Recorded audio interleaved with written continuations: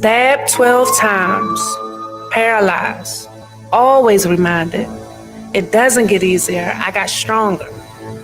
I'm a walking contradiction with endless possibilities. Emotionally, I'm unstable. Physically, I'm weak.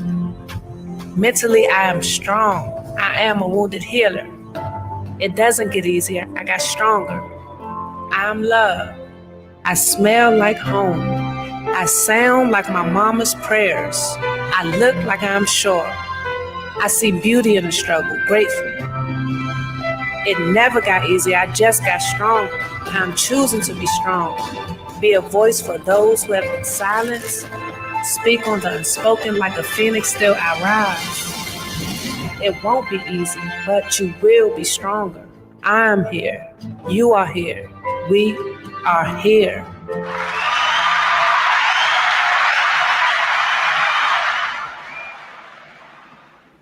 Good evening, everyone. Welcome back to the Silence Kills podcast. Every Wednesday, we go live on our virtual video talking about domestic violence issues and everything that comes with that. So toxic relationships, an abusive mentality, mental issues that come as a result of domestic violence. Tune in every week to our YouTube, The Ranters Union, and also on Facebook called Silence Kills. So you can like our page on Facebook to stay, get the notifications on everything that we're doing. Welcome to tonight's show. Hey, you guys. I'm going to plug in my headphones. Good evening, y'all. Thank y'all for, joining us for another week. Tonight, we will be talking about toxic masculinity, what that means, what that feels like. Do you feel like you identify with that? But first, I'm going to let you all, tell the audience a little bit more about who you are. So first, we have Tina. So Tina, just, a brief summary about who you are, what you do, and, why you wanted to join us this evening. Hi, my name is Bettina, and I am staying on the East Coast right now. I just found a place to live because turned out my living situation became, non-existent. I have lived in Los Angeles, though, for 35 years. It's where I raised my kids and married my husband. And I didn't ever have any experience with domestic violence, except that I did. My father and my mother. And as a child, I stood back in the corner. This is my revisionist memory. I don't know if it's true, but what I feel happened is that I stood in the back of the corner and my sister would stand in front of my dad, or in front of the dog. And the dog would bark and she'd bark at him, saying, "Don't touch her." And I stayed quiet. And everybody thought I was okay because I used humor. And I didn't know how to talk to anybody about that. I always felt I was, unique. Nobody else had my problems. They couldn't be going on anywhere else, right? I'm also an alcoholic in recovery and an addict. And I felt that way too before I found sobriety. And that's been a rough road. And it came back, using came back into my life after I got physically struck at the age of, I don't know what was I, like, 900. I'm 954 now. But in 2016, I'd never been hit. And I remember when the police officer came up to me and he said, "Are you the one who made the call?" And I said, "Yeah, I am." And he said, "Oh yeah, I can see the pink handprint on your face." And I said, "Handprint?" I mean, I knew that I was smacked down to the ground. My head bounced against the marble and I jumped off, off the roof. I mean, the balcony.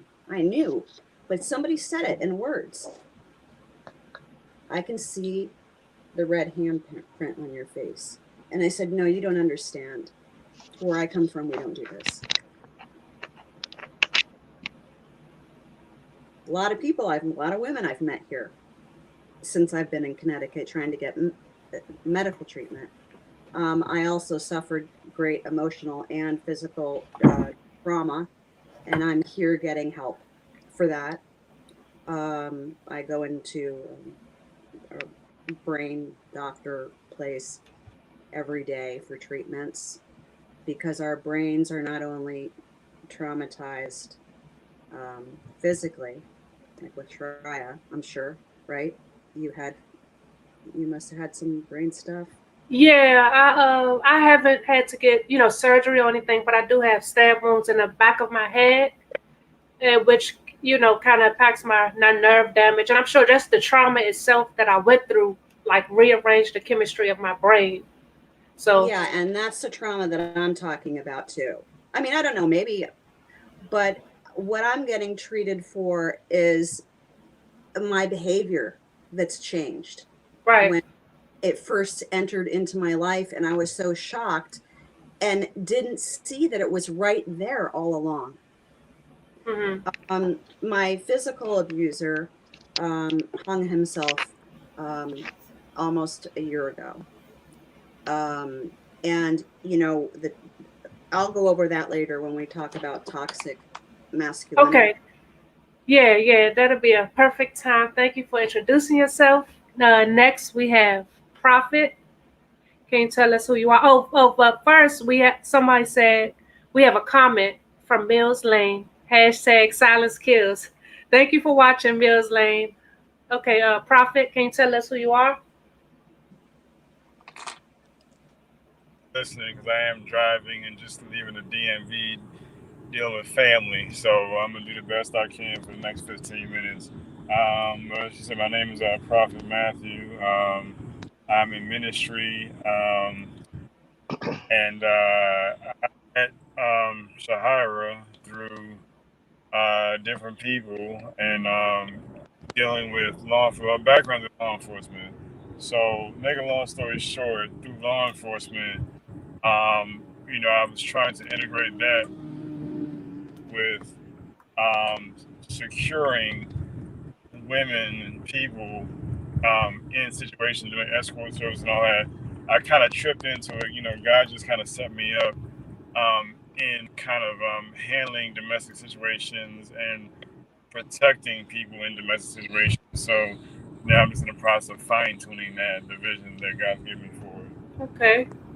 Well, thank you for joining us this evening. You were also here last week when we were talking about the intersection of healing and spirituality and religion. So thank you for coming back. Next, we have Nathan. Can you tell us who you are? Hello, everyone. It's Nate McCoy, current president of Silence Kills. Pretty much been Shaharia's right hand since I met her in 2017 when she came to the campus for an event. Um, yeah, pretty much been through her every step of the way. Since then, we collaborated, and I was an integral part in her creating Silence Kills. Was there for her inaugural event, which was her birthday party, which coincided with her launching Silence Kills. Um, godfather to her son. Um, Pretty much a jack of all trades, I guess. My background originally is in IT, but like I said just seconds ago, I'm a jack of all trades. You name it, I can most likely do it. Um, Practically her last line of defense. You I'm the better kind not. of person who What you say, Tina? don't. I said you better not say that too loud because I'm thinking about having you set up my website. Uh, I'm not on that level just yet. Yeah. In most scenarios, I would say I'm the one person you probably don't want to see if she calls me for something, because I'm gonna lay the hammer down. Um, Recently, just got hired by FEMA, so I'm gonna be working, doing a lot of work there. But still doesn't mean that I won't be around to make sure everything is running smoothly. Um, as easy going as can get, but I'm also twice as much of an enforcer. Shaharia can personally attest to that. Um, yeah, I'm just here to work, keep doing more work. That's what I enjoy.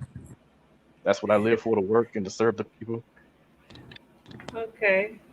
Okay. So we So, have, we have a comment from HB2N saying, "Hope you didn't take advantage of her. Shehariah is a sweet woman." So no, there was no taking advantage of. Nate is a genuinely good guy. Like from the moment when I was just, we no, have another Shantia comment came, from Shaharia came after me. go ahead. I said, Shaharia came after me. She pursued me at the event. And I was like, I don't know you like that. You talking about you want to do business. I don't know you.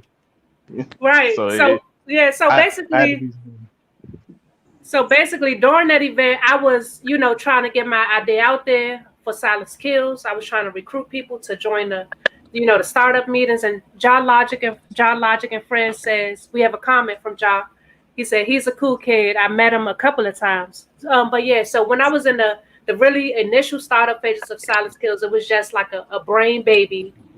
And I was just trying to recruit people to what my passion was, what I wanted, the people that I wanted to serve. So I would go around to different venues to try to book little events to just try to spread the word, get people to start coming to the meetings to learn more about what I was trying to do, to see if they want to be involved and to see if they want to help propel me to starting up the nonprofit. So when he says I pursued them, I did. It was a lot of people after different events that I was actually speaking on a panel at UDC, I believe. And so afterwards, I would go up and talk to people, and I would give them my little spiel, probably some papers as well to get in contact with me to learn more about what I was doing. We have another comment from Mike that says, "Nate Dogg, salute, good man." So yeah, thank y'all for watching. Silence As y'all can, Kills is as y'all still, as y'all can huh? see, I'm kind of pop. As you can see, Bettina and Matthew kind of popular amongst the group. So How do you know that? trust I me, wonder, are I people know. like shooting us stars or something? I am 54. I'm sorry. I just learned about what computers were yesterday. There's nothing to it. Just turn it on and off. You'll be all right. So yeah, Nate been there since the beginning. When my ex best friend now, you was there like during those days when everything was just starting, like really just starting. And I'm glad that you're still with me a few years after that. I just filed for incorporation, so like we about to be legit and moving forward because I was already a lot of static. I was already having a lot of events. I was funding them myself. I was doing these things called Paint the Unspoken, where I would, reserve a space. I would start off with like, yoga, meditation, and I would introduce a topic and I would have people draw based on the topic that I gave them and just kind of have a conversation community. So I would host those events, I think, once every month, and I would host meetings like on a weekly basis. Okay, so yeah, that's a little bit of background. And me, for those who don't know, I am a domestic violence survivor. Since 2015, since that point, I've done immense amount of work in terms of my own healing, on my own journey, trying to make connections, networking, and just building up what I see as my empire. I want to be able to provide jobs, a safe space, a community, a safe house. I have a lot of big idea. So please, look up Silent Skills on Facebook to learn more about my mission. All right, y'all. So thank y'all for introducing yourselves. Today we're going to be talking about toxic masculinity. And I kind of did a little bit of research on the background of it. So I'm going to read y'all this excerpt from Medical News Today. The origins of the term toxic masculinity. The term toxic masculinity stems from the mythopoetic men's movement in the 1980s. This movement, founded by men for men, aimed to provide men with an outlet for their manliness. Certain groups of men felt they were no longer to express those traditionally male or masculine behaviors in a modern society that saw these traits as damaging. Members of this movement believed that if they were unable to act on these male characteristics, they will ultimately manifest as chauvinism or aggression toward women. So they feel like if they didn't have a safe space to be manly, it will come out in aggressive ways towards women. So that's kind of some history on it. And also, I have a couple traits just so people can get a better understanding. So, this harmful concept of masculinity places significant importance on manliness based on strength, lack of emotion, self sufficiency, dominance, and sexuality.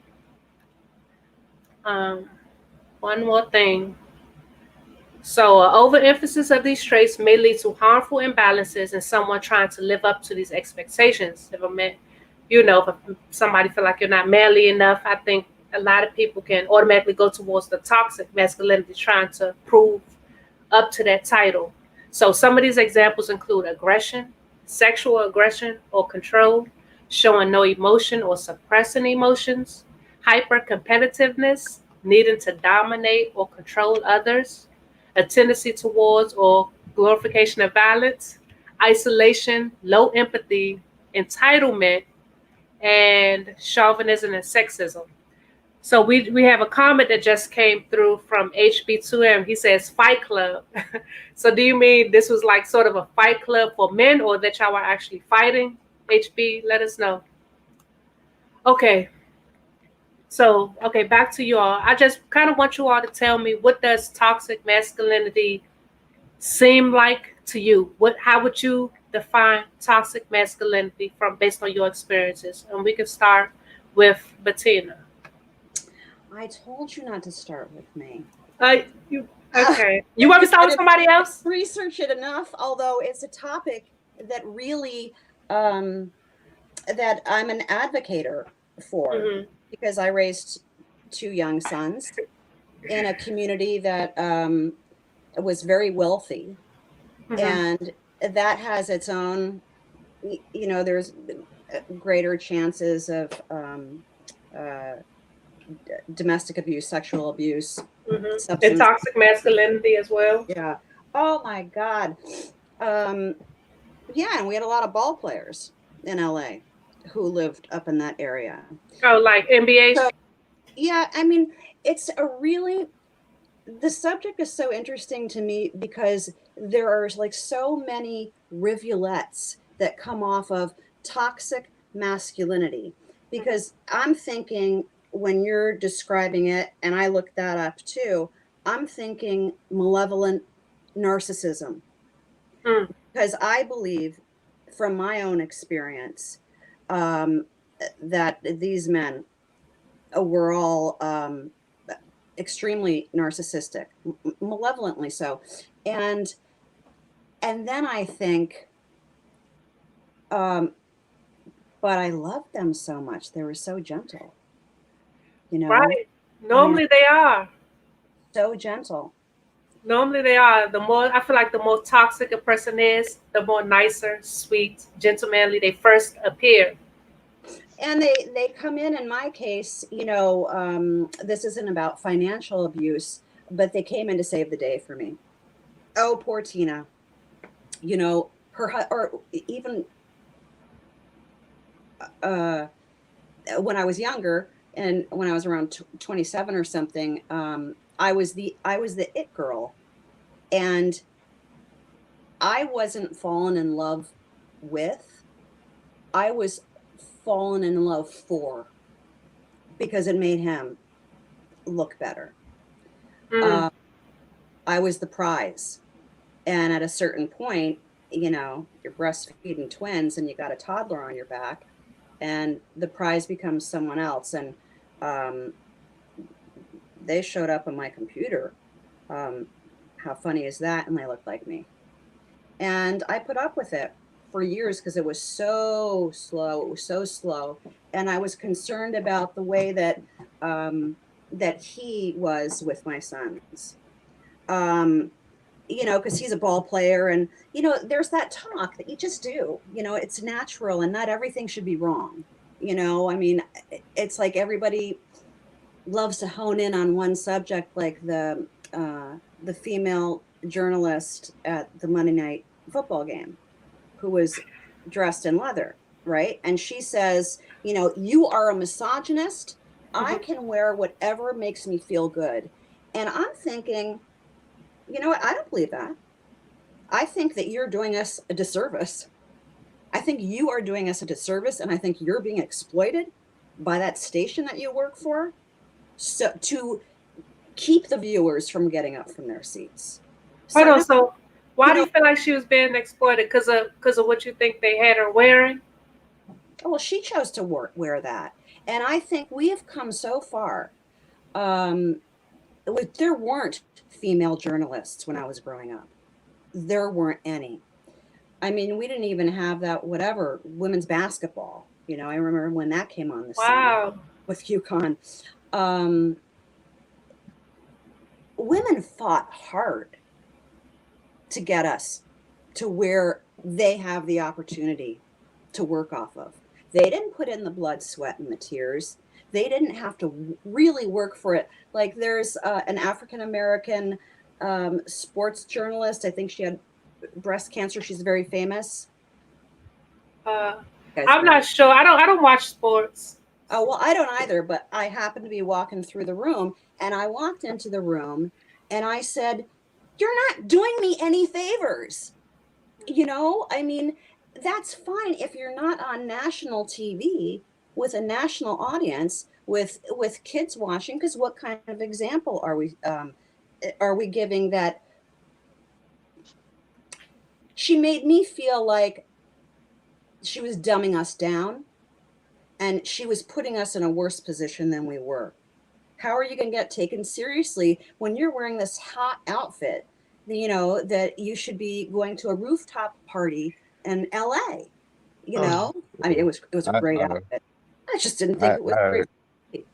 I have Go a ahead, thought on Dave. that. Hmm. Um, yeah, I guess it's gonna have to be a thing with opposites or great or something. But I for one, I don't necessarily feel like one's outfit should determine, whether something sets someone back or not. Because if someone's going to impress you, they're going to impress you no matter what you're wearing, no matter what you look like, anything. As I always say, a bully is a bully, and a bully only knows how to inflict harm on others or make someone else feel bad. I I don't This think coming from he. someone who, I what What'd think was you he. that? say? I don't think he made her feel badly. I think it was her lucky day. She got to Mm, shout out and use her My voice. my And my point is I can like, my point I'm making is that I me for one I feel because Shahar will tell you I'm probably the only black male feminist you'll ever meet. So I I personally feel that a woman should be able to do and say whatever she wants, wears whatever she wants in whatever capacity she's in. It's not for I don't feel it's necessarily, and this is just me. This is not beating down on anyone. I just don't really feel it's like necessary per se to kind of if someone was to feel like they were held back on something, I would say that that's something probably that's internalized within them that they feel like within themselves that they're probably getting held back on. Because it's stuff within me for myself that I know for sure that I'm holding back on. It took me almost 30 years to finally get the break that I needed for myself and for my career. But it's here and I'm taking it. I can't go back in the past because it's the past. We just gotta move forward about it. But I just, I'm older, and I believe that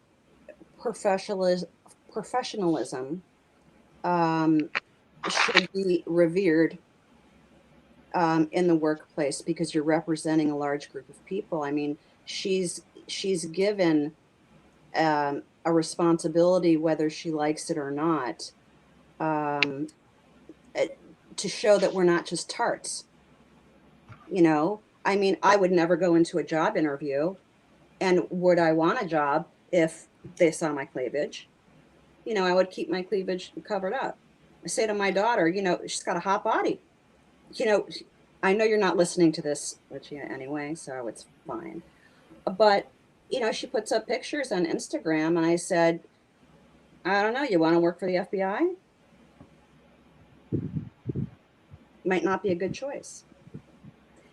Oh, And and it also, I think, I know that's a different subject, but it's kind of the same in a weird way because it wraps around to the guys too. Um, it's um, it's excluding a lot of young girls, I think, and women because we'll never be that pretty. And she only got that job because, you know, she's a 34, 24, 36, or whatever they are. Okay. You know, Okay. So, okay. So we have a comment from Mike. He says that was the first word I thought of, narcissist. So Tina, that was from when you was mentioning what your idea, you know, narcissistic people have toxic masculinity traits. So I definitely agree with that. And we have another comment from Chauncey. He says, hey, nephew. Uh, and he says, "How are you doing?" Okay, how am I doing? I'm doing fine. You just see me like an hour ago running around like a chicken with his head cut off, but I'm here. I'm ready. Thank you for watching. And Mike, we have another comment from Mike. He says, 2020 is evident. People going to do whatever they want. Okay, so I want to backtrack to the statements that you were making, Tina. Okay, you felt like, you know, this woman is in her prime. You said she was a journalist for some type of sports.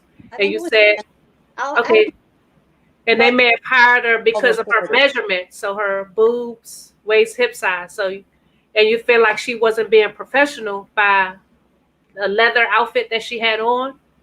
I So, think it was right for that. Maybe if she were doing, you know, the Grammys or something like that, it would be okay. a totally different story. You know, Uh, I mean, the environment, but it's football. But I also think that it um, ignites a certain drive and in men. men. So, okay, that's definitely going to be one of the subtopics that I want to get into. I guess we can start with that.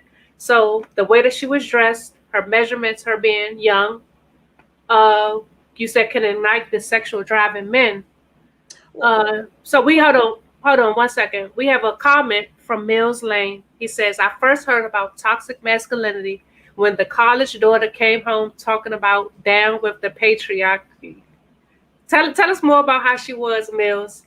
But yeah, so you feel like the what a woman wears, Tina, kind of ignites this sexual drive or horniness in men, correct? well, that's okay. We can all be like that.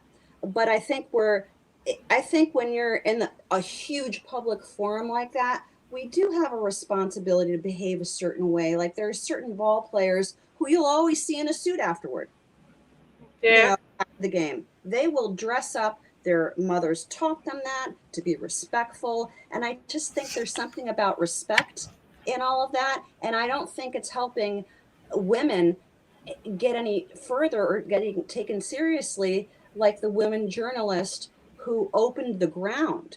Um, you guys are so much younger than me, but I've seen so much happen in my lifetime. We never talked about domestic violence. It didn't happen in anybody's house. No one would ever talk about it, or would they ever believe the woman? Um, you couldn't say, I didn't even know what gay was. 19 years old, didn't know until I found a vibrator in my friend's mom's closet from her wife. I'm like, what do you mean? What? Didn't know. Totally naive. Right. You know, I'm a late bloomer in certain areas, but I just think it fuels a, you know, look at that kind of exploitation, and I don't want it to do that. And I told you guys about that spoken word artist who he has like his famous poem is called 10, 10 answers. You know how we said, come on, just man up and get there, man up and get there. They don't want to disappoint their dads then, and that's how, you know, we lead by example. And in these relationships that we get in with these abusive men, they didn't just become abusive one day. There's a reason that they did. They probably weren't loved. They could have been abused themselves. I mean, look at how many men, they say 1 in 7 men are victims of domestic violence. I mean, how hard would that be for a guy to come? I know a guy whose wife beats him silly. He hasn't told me, hasn't told anybody else. You know, somebody gossiped. But that poor guy isn't going to show up at my support group meetings here.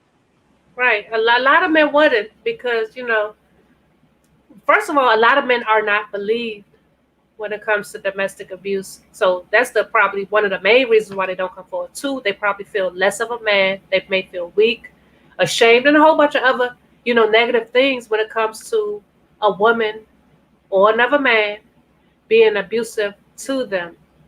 Like I can see that a lot of women don't even want to come forward because we aren't being believed. So I could definitely feel like that's tenfold when it comes to a man. I want to go to this comment and then we're going to go to Prophet. So we have Mills Lane. He said she was against the unwritten rules of marriage and preached against it. Okay, your daughter. Okay. And we have another comment from HB2N. He says, LMAO, poor Mills. Uh, and Mills says, I'm cool. I don't have to marry her. Good luck to that guy. Wow. Wow. Okay. So you feel like, Mills, you feel like your daughter was tainted because she came home saying down with the patriarchy. But anyway, back to Prophet. Can you kind of touch on some of the stuff that Tina was saying and what is your idea of toxic masculinity? I was trying to process a lot of different things. I did meet a guy at my church one time. He because we were dealing with we were talking about domestic violence on both sides at a seminar. This was months ago, and he was the victim. And what he said is, a lot of people don't believe men because the women are very conniving and strategic in how they do things.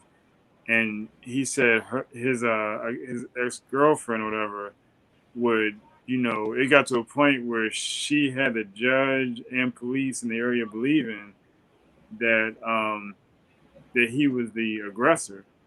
And when he would come around her, like she would, smack him around, or I forgot exactly what he was saying, but he would literally be trying to get her away from him, restraining orders and everything. And he even got restraining orders, and it didn't work because when the police showed up, they never believed him. Because she was strategic, and she even say, "I'll call up. You do this, I'll call the police on you. You do that, I'll call the police on you. You know they're not gonna believe you." My thing is, we just need to be more careful of who we connect with, from the get-go. From a spiritual standpoint, we need to be in prayer about, what we're doing with our lives, our lifestyle, who we're really dealing with. It comes down to, who are you? What is your destiny? Is your mate, like, what is your mate set up for? Are they just set up for sex? Are they set up for a partnership? And I think that's the biggest problem. That's I think that one of the biggest reasons why, what's the term? Toxic masculinity. Yeah. I've never heard that before, but the term makes sense. Yeah, I've actually never heard that before, but it makes sense. I look at it as, in my mindset, it comes across as the health of a man's mentality. Like, what is a man really thinking about? A lot of things men think about are toxic because we let our sex drive run us. In most cases, or actually in a lot of cases, unless we have something else to drive us. As I talked about last week, our hormones run us. So our masculinity, is about, sex, pride, arrogance, domination, which a lot of it leads to toxic situations. So if we're letting that run us, if we think that's all there is to life, and then, she was talking about ball players and all that. Like I knew a lot of ball players in college. I've met a couple of NBA players too, and it's like they've got, some of them have told me they got to a point where they had so much sex, the women didn't even mean anything to them after a while. I mean, like, because you have all that money, you have access to everything you want, but where's your life going? What are you doing with your life? But nobody talks about the health issues mentally and physically. Even if you take away the mental part, physically, the way your body's even working, if it's not breaking down, now, what is it going to be like 10, 20 years from now? Spiritually, what is it going to be like when you're connecting to like 50, 100 different women spiritually? Because you created soul ties when you're having sex. You can create a soul ties without even having sex. So, as I said, a lot of these things, are very unnecessary, but they happen because people want to, as Mike Vince was talking about, they want to do whatever they want to do. Yeah. As long as they doing whatever they want to do, men are doing what they want to do, and the women are letting them. And if the women aren't letting them, they doing what they want to do. It's really, there's fault on both sides with all things, but the toxicity, well, the toxic part comes in when nobody's stopping to figure out, okay, what are we doing with ourselves? Okay. We have a comment. That's Hold good. on 1 second. We have a comment that just came in from Mike that says some dudes fetishize an aggressive woman. I'd rather you hit me than verbally assault me. I'm just saying. So that's what Mike says. Y'all have any comment on that? Nate, we'll begin with you. No comment at all. Okay. Yeah. I can definitely comment on that. If Yeah, go ahead. I think that sounds good until it's going down, and the reason I say that is because words have a lot of power. Yeah. A hit can hurt you, and everybody has their own understanding. Like I've been in verbal abuse, a lot of my life growing up. I've been in verbal abuse. See, a hit, and this is just my perspective. So other people have their perspective. A hit can make you mad and can go away. You can kind of heal from a hit, in a way. Verbal abuse, people don't think it affects you the same way, so it can keep on going and going and going. And depending on how deep the verbal abuse goes, it can mold how you think about yourself. So Yeah. is it worse to, Absolutely. huh? So I definitely agree. I feel like emotional, verbal, spiritual, financial, all those types of abuse can have more lasting effects than physical. So maybe you can kind of see where Mike is coming from, because he says I'd rather somebody hit him. He'd rather somebody hit him than verbally assault him. So you can kind of see where he's coming from. Prophet. Yeah, I can. Yeah. Okay. All right. Tina, you had a comment on that? I probably, but I already forgot what he said because my brain doesn't retain anything. Okay, let me repeat it for you. He's getting like brain work done. I'm gonna repeat it for you. What did he say, and then what did you say? So Mike says some dudes fetishize an aggressive woman.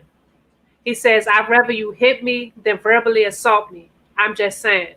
And my response, I was just kind of piggybacking on what Prophet says in terms of, mental abuse can have longer lasting effects than a physical abuse can in some cases. You have any comment, Tina? Yeah, in a lot of cases, and studies show that. I mean, yeah, you said 2015 was when you got stabbed so many times? Yes. Right, 2015? Yeah. Okay, for me, it was 2016, and I got, whack, but whatever. You immediately, your experience was different with trauma. Like, I didn't really get, because I kept saying, but it's not like I was, beaten up or anything like that. And we go for such a long time, most of us, I probably would imagine, without realizing we're being abused. the first time was yesterday that my mother kind of stood up for me and acknowledged that my long-term partner had been abusing me from day one by the way that he sort of like fetishized, it sounds like chilies or something. Chilies. Um, Fetishize. yeah, and I have nothing, he does have a foot fetish, but uh, that wasn't it with us. You know, Okay. yeah, I'm not going to talk about him. Not okay. Um, but I had never grown up around, I grew up with nice friends. I always had really nice boyfriends. I hung out with nice people. I mean, I did a lot of service work for AIDS. Um, and so I didn't realize like 20 years down the line that my relationship had changed. And it wasn't until someone pointed it out saying, you're living at a slant and you're about to slide off because I don't think you see what you think is normal is not normal. This is not normal. And I'm like, oh, but, it's okay. You know, it's fine. I know he's cheating on me. It's fine. It's fine. At least I don't have to have sex with him, that kind of thing. And I used the humor that I did when I was a kid. And, oftentimes, abusers, cheaters, they're really good at lying. And you think, I've got to be, am I crazy? Because I believe him. Yet he's been hanging out with, Eddie M and his gang in Inglewood, whatever that town is in New Jersey. He's going there, when Eddie wanted to be a recording artist. I knew what was going on. I mean, I ended up on antibiotics. And still, you're wrong. You're so wrong. Please believe me. I can't believe you think I would do that, but I'm on antibiotics. Thought I was going crazy, but I let it slide because, he's learned but they don't change. And then it gets worse. And then in time, my mom finally acknowledged that it was slowly happening all along. The way that he was talking about me, the once she can lead an army into battle. That's who I was. In the end, you could pick up a sponge and he never said that, but all of a sudden, all the things that he loved me for were the things that he complained about. And listen, I was a 17-year-old runaway. It wasn't easy landing in LA. But by the time I was 27, and I don't come from a wealthy family, by the time I was 27, I had already buried a boyfriend and gotten myself a job as a marketing director at Sony Pictures Entertainment. Bought my first house at 27. You don't tell me that I'm worthless. I'm the one that you would brag about to everybody. But in the end, I didn't matter anymore. And he would say, I'd take a bullet for you.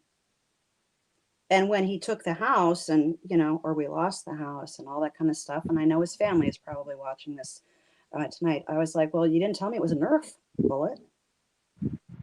Tell me what toys I should be playing with. I was devastated. Now I look back and I think he was a gem compared to the two others I ended up with.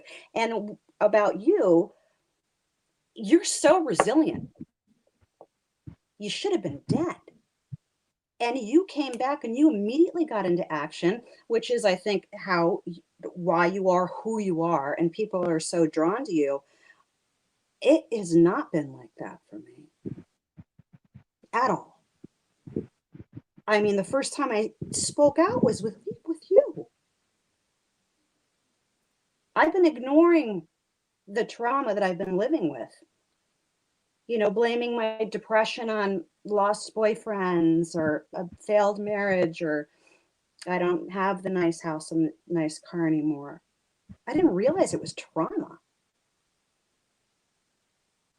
And now and so I think the emotional, psychological, and the financial abuse have a really big impact. And that's why I asked you on that first night that we did it. I said, how do you feel about that? Yeah, I agree with a lot of what you were just saying, Tina. We have a new comment from Denise. She says, "Hey fam, hey, thank you for tuning in." So yeah, I heard everything that you were saying, Tina, and I also remember a lot of what you were saying. From the first episode that you were on. We have another comment coming in from Portia. She says, "A cycle of destruction." It definitely is, because when you go in, things seem nice, and then after a while, you seem to not matter. You seem to not be valued. Like things just kind of go downhill. The appearance fades, what that person was pretending to be fades out, and the real them starts coming in. We have another comment from Mike who says, "Brother Prophet gets it." So yeah, I want to piggyback on that comment that you have. But first, so we have another comment from Franchise Catering. They say, "I appreciate you ladies sharing your stories. Hashtag Survivor Strong." Thank you for watching, Franchise. Wanted to piggyback on a comment made by Mike about a lot of men fetishizing aggressive women. I do agree. I do agree with that. Well, I can't speak for all races, demographics, but I do agree that I feel like a lot of black men get turned on by women being aggressive, or, having what people consider an attitude, being sassy, being feisty, all of those things. I do feel like a lot of men are turned on by that. Like I've seen that firsthand. I hear so many stories about that firsthand. Like a lot of that, I think that's just a fact. A lot of men are turned on by those things, and I just wonder why. Like, why do y'all think men are turned on by a woman being aggressive? Well, it Nate. depends on the situation too, though. It could be like fun. Like I like to be aggressive in bed. I'm not going to beat somebody up over it, and it's got to be mutual. But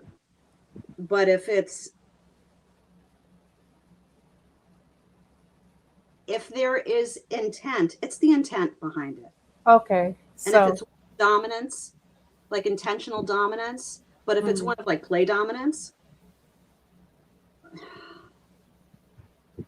okay, so long as it's play dominance and not really, like with a violent intent type of aggressiveness, then no. it feels okay. Prophet, uh, can you tell us why you think men may like aggressive women? I was saying that I feel like some black men may like aggressive women better than other races. I think they're all the same on that level. Probably. Is your mic muted, I Prophet? don't mean to classify you all. Unmute your mic. Oh, okay. I couldn't. Can you hear me now? Okay. Can y'all hear me? Yeah. Okay. Well,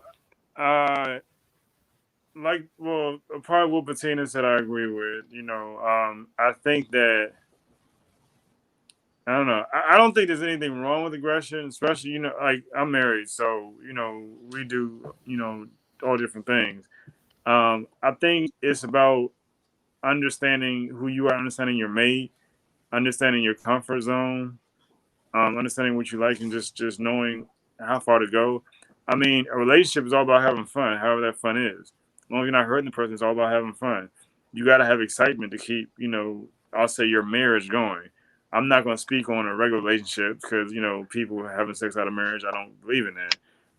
But when you find the mate that God has for you, I believe, yeah, have fun with it sexually, do what you do, and enjoy yourselves. And if you have a fantasy with your wife, if y'all do what y'all do, so be it. You're supposed to enjoy yourself. Okay. Okay, we have a comment coming in from HB2N. He says, I friend zone all the down with the patriarchy chicks. Pro blacks get the Heisman too.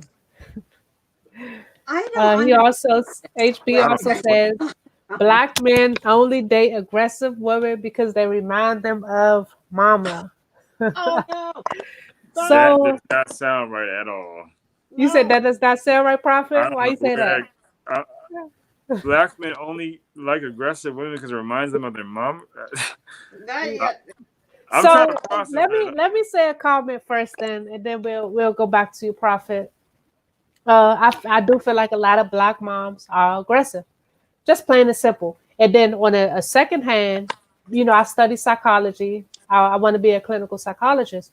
I do feel like a lot of people, whether they know it or not, are attracted to people who have similar traits as their parents. I feel like this is subconscious. Y'all could probably feel like I'm a conspiracy theorist or whatever, but I do feel like deep down subconsciously, a lot of people are attracted to people who remind them of their parents, whether that be, height, personality traits, or how they catered and coddled and supported them.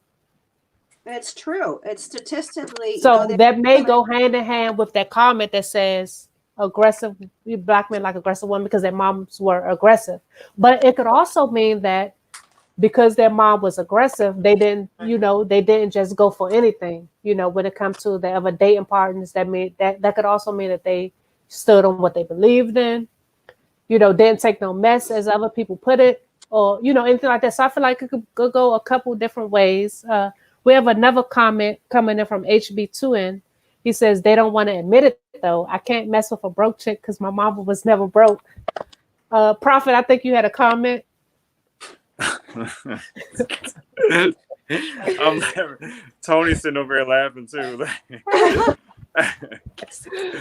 um, you know what? I'm gonna just okay. Let me say it like this. I'm gonna just say it like this, and as Nate would say, I'm gonna just be real with y'all. Just it's my perspective.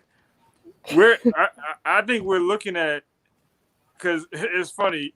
Some of this, whatever comment you just said, oh, broke chick. Some of this stuff I think we getting from rap lyrics and from rappers and artists, and we ain't in reality of the real world. So I mean, because a relationship is not based on Cardi B and whatever dude is from the Amigo or whatever. Like that. Yeah, That's I think not real. Offset. Yeah, that's not reality. Now they're talking about getting divorced, like the entertainment industry and all that. Some of these relationships are based on the entertainment industry and these idiots out here rapping and thinking they're doing something, filling our heads with crap. Okay, Well, so, I have a huh? thought. I have a thought on the matter, and I would say, it's interesting because, I always say there's a flip side to every coin in this planet known as Earth, and my flip side to that is, while we have black guys that may say they love an aggressive women to really go into context about it, and which will probably make me a villain, but I don't care what y'all think anyway. I'm gonna just say it. Um, it could be that same black guy that likes aggression, but it's the same. It'll be, because I see it in my experience, since we're all talking about each other's experience. In my experience, I see it often that black men, especially towards black women, demonize black women for being that said aggressive person or having that said attitude, but will oftentimes fetishize that Hispanic woman or that Caucasian woman or the Asian woman. But it seems like the black woman, whenever she exhibits those same things, she's often demonized or called dramatic or called, a problem. You're the reason why so many successful black men, when they make it big, they get on, when they get on, he gonna leave with a white girl or someone else and leave you behind. So I feel like it's kind of a false narrative that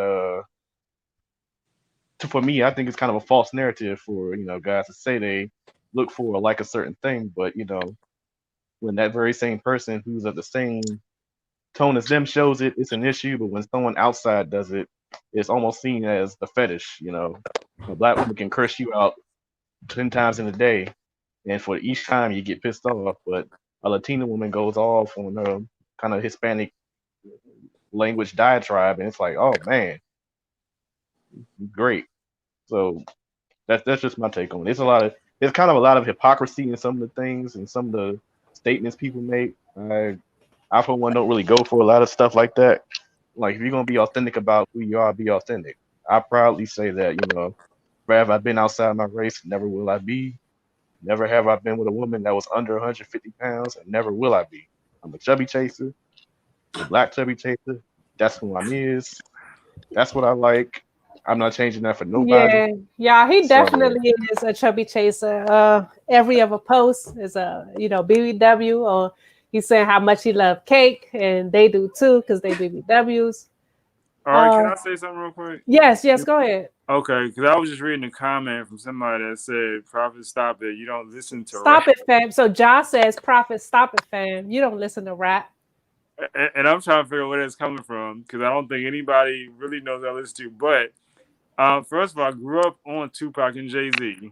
That was my era. Yeah, it's So the I old do listen school. to rap. Now I listen to gospel rap. You want to be, technical about it. And gospel rap artists, look up Lecrae, Bizzle, I know Lecrae. Josh. I like Lecrae. Yeah. So let's I can clarify. Everybody listen to where I'm coming from. So you Whoever that listen to gospel rap now? No more gospel regular rap. rap. Yeah, no more. Yeah, because the lyrics, all the stuff y'all listen to, all the crap y'all listen to, y'all trying to live by. The artists don't even live by their own rap songs. Yeah, a You know lot what of I'm them saying? don't. I agree. They Yeah, write their own songs half the time. Yeah, that too. exactly. And a lot Yeah, of people just be putting on the front. yeah. And then the crazy thing about it is, not only are they putting on the front, but they're causing other men, young men and women, to To get look up into to. domestic stuff, to get into toxic stuff, because they thinking this lifestyle is real. They have them talk about hustling, ain't never used a drug a day in their life. Talk about getting locked up, they ain't never been to DC Central Holding. You know what I'm Right. saying? Like they don't know nothing about they talk about guns, ain't never even seen a gun or used a gun. Yeah. Like Go ahead. Go ahead. no, yeah. So a lot of people do be faking. I think that's the main point of what you're saying. A lot of people be faking. A lot of people be fronting. Like a lot of people be trying to appear like this alter ego or like who they want people to worship or look up to instead of being their authentic selves. And it does come out in and the you music. And see I it, think a lot of people do have false idols. A lot of people look and up you to see it, these rappers, singers, celebrities, and the whole time that's not even who they are. That's not their lifestyle. That's just what they're doing to get money. Go ahead, Oh and David. wait. everything, Oh, go and ahead. everything that y'all just said right there, that's actually a prime example and pretty much the exhibit A for what toxic masculinity is. Because toxic Exactly. masculinity in In rap itself is music. all no toxic masculinity as a whole is all a charade, a front. Oh Why? yeah. Because Yeah. it's based on things that are fool's gold. Fool's gold. You Mm. can't take it to the grave with you. You can't take none of that stuff with you when it's your time. You Yep. can't. Yeah. That's why, Yeah. I say personally, for it to be 2020 and there pretty much to be no the whole typical thing about gender norms are out the window. Kind of glad it is. You know why? Because for the most part, and I'm speaking for myself because I'm a guy. I don't know about women because I'm not a woman. In that regard. But for us, I guess what's the word? Patriarchy, matriarchy for us, Yeah, patriarchy. patriarchy. It's been a failure for the most part. It's been a failure. You know, everyone wants Okay. to lead, but no one wants to do things required that a leader is supposed to do. Yeah, I do agree So I that. can so I can see why women are being independent and focusing on Mhm. themselves. I'm gonna tell women personally, relationship or not, husband or not, kids or not, still focus on you. Everything else gonna come next. Well, Cause of best course we believe focus on ourselves. I mean, that goes without saying. Um, But that's one of oh the things it, that's it in trouble does is it not does it focusing on us. does it go without saying because the it age old doesn't. expression It doesn't go without saying. A lot of because Well, people no, don't. our world survivors the of age what we've old learned. the age old expression is men make time for what they want to make for. Women don't get to make time for themselves because they're gonna be deemed selfish when they do. That's a problem in itself right there. What Okay, You now? hold know, on, y'all. Hold on. I want to go to the comments. We had a couple.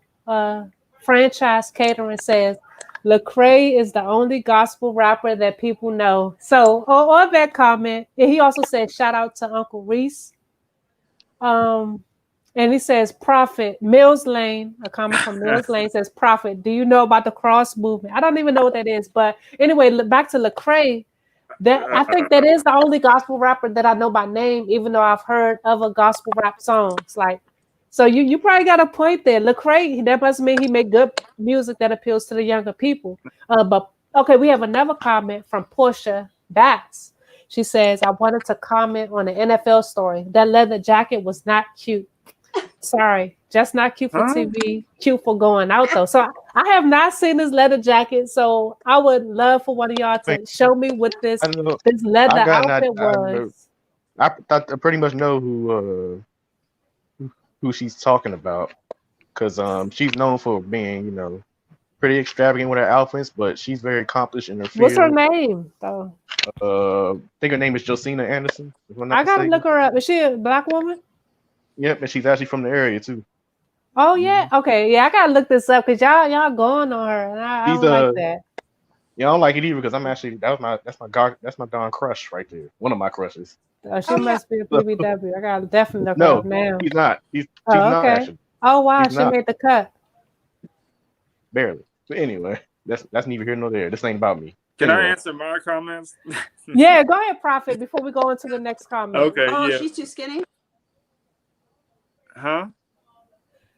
Oh, she No. yes. was. Yeah, she was referencing Nate because he like BBW's bigger woman. She Oh, was asking was the lady in question about the leather outfit was skinny. But go Yeah. ahead, Prophet. okay.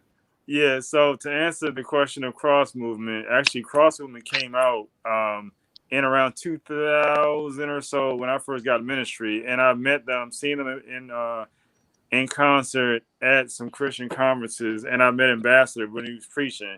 Lecrae came out of them because they started acting a fool and doing whatever and getting prideful. So yeah, I know their whole story, know who they are, met all of them. But again, even in Lecrae, yes, people know Lecrae because when Lecrae came out of Crossman, because Crossman fell apart. And Lecrae went on a rise because he was doing what God wanted him to do. And if we know him, there's so many other gospel artists out here, gospel rappers out here. If we just do the research and look it up, just like the whole idea, if you're seeking God's face, if you're in prayer, if you're seeking out what your destiny is, anything you seek out, God will reveal to you about yourself. There's just as many gospel rappers and artists out here as there are secular. They're saying better things. A lot of them are actually writing their own stuff, and they're just not making as much money because they're not in the popular movement. They're not, they're worldly. They're not in popularity. So Okay. I advise. Just the last thing I'm gonna say. I advise everybody, if you know Lecrae, look up everybody involved with Lecrae. I forgot his record label, but there's Flame, there's Tadashi, there's Bizzle, there's Thistle. Like if you go to Pandora, you can look up all these things, YouTube, all their videos and everything. There's some awesome rappers out there that'll take the place of any artist, female that you can think of. There's somebody who can go just as good as them. I'll say it like Okay, that. I definitely want you to, send me some of them people, but I want to go back to the comments. HB2N says, no man wants an aggressive woman. It's a stereotype. Now, why do black men like thicker women? I don't know. So, That's Nate, I'm gonna let you start with the first comment on that. Why do black men like thicker women? what's not to like. I What's not mean, to like, HB? Yeah, look who we're not to talking like. to. I mean, I feel like black women are beautiful. Black women are naturally curvy. Like truth be told, I don't. Unlike Matthew, who's an eloquent speaker, I don't have the kind of grace and What? etiquette he has. So if I see something that's like just flat out sounds stupid to me, I'm not gonna answer it. So I'm gonna just give you a really like Marshawn Lynch type answer, like just now, I which is like like what's Marshawn. like. So it's like yeah, my response to that would be Let me go to this next comment first. And so HB also says, I'm a mate. They say I'm a matey or mate a BBW when I can afford a 2-bedroom home. If I walk in on her after she blow the bathroom up, it's over. yeah. I don't Uh, really I don't entertain silliness to be honest, so I can't help you on that one. I think we No, pass. I Okay, don't hold on, necessarily y'all. I don't Hold on, necessarily hold think it on. goes back to I don't necessarily think it goes back to a mama because my mama is as she always met my mom ain't no BBW. She's a health nut who works out 2 times, 3 times a day. And well, of course, I don't want no flat booty woman. So, What? okay, we have That? another What? That? comment. Let me go back to Why? the comments from Portia. Portia says, well, Of course, black I won't. men don't want a flat booty woman. I can No. agree with that. I feel like a lot of black men there are turned on by a bigger butt from any race. Portia also says, what about the black men who won't pursue women because of their flat features? I do know a lot of men personally that won't go for a woman that is skinnier or, flatter, quotation marks, flatter than other women because they feel like they want a woman that's very busty, big breasts, big thighs, big butt. A lot of men do go for that, and I feel like that is perpetualized by the media and a lot of rap videos, music videos, movies, just period. You have a lot of people that are, showing off their curves. And so I feel like that's, sexualizing them as well. I'm Like they are also. over sexualized. I'm also think it's more so us black guys in particular are looking for that quote unquote perfect woman. And I'm like, I don't know what a perfect woman is. Like, they looking for, I guess, big It rack, does. flat stomach, but still have wide So hips and yeah, behind. perfect Like, Oh, I can physical answer that's body. that this. for you. Go ahead, I'm like, Prophet. there's no such thing as perfection for me. Yeah, Perfection is I a agree. state of mind instead of someone's physical features. And my mindset, the perfection is going to be what God has for you, and that's what everybody wants to skip over. Your flesh is always going to want more. Your flesh is, and it's funny because I've been going through this with different Bible studies and sermons over the past few months. Your flesh will never be satisfied. Your eyes will never be satisfied with booty. Never. It's just because we are human beings that are flawed and in sin. So in the sin of our eyes, we are always going to look at different body parts and never be satisfied. So we could say, oh yeah, we don't like women with a flat butt, flat chest, and all that. Okay. So what if that woman with a flat butt and flat chest or a scar on her face can love you, better than anybody else in your life, or can push you into your destiny? In your destiny, is where you're going to find peace and happiness, what you're going to do, what God has birthed you to do. And so, but the woman, and it's funny, a lot of guys that I've talked to about this, especially ones that are, out there partying, doing whatever, they're like, all the ones, and I've seen it too, just seen it being out, all the ones that we're talking about that have the perfect straight hair, skinny waist, the Hmm. perfect body and all that, they taking everybody for their money. They hustling everybody come across, and the women are pimping dudes as hard as the dudes are pimping the girls. Yeah, I do feel like it's a lot of pimping going on. I want to go to the comments real quick. I've been, I skipped a couple. The wacky world of OTV says it's male nature to be attracted to a nice body. We also had another. Okay, so on this comment, it's male nature to be attracted to a nice body. I'm not a man, but I can see how that sounds true. Like you see men all the time checking out women when they walk past. Just a lot of times the look, the physicality is what draws people attention first. I believe with men and women, anybody, what you see is kind of that's the first information that you can get from a person before they even speak. So I think Yeah. that's just the fact. Like you get that information just by seeing a person, and so that's like that first trigger those first thoughts in your head. We have another comment from HB that says, "Prophet is so right. It ain't an ass that's too big. It ain't an ass too big." I'm gonna pray for that dude, whoever he is. Jesus You know So Christ. what? he's We gonna should be pray for you, careful what we're HB. saying here He's because gonna pray for you. tomorrow we might feel something totally different. And you were talking about, so many hypocrites, Nate, and I Yeah, was going to use say, me. I'm one of them. I'll tell you Oh right wow. now, what I'm saying today, I might not feel tomorrow or later on Nope. tonight. I I feel might that. have, so you said you just got to be authentic to yourself. And I think that is the hardest But part. here's the thing. Here's the thing about it though. Shahariah tell you, I'm always twisting someone's mind up every 5 seconds.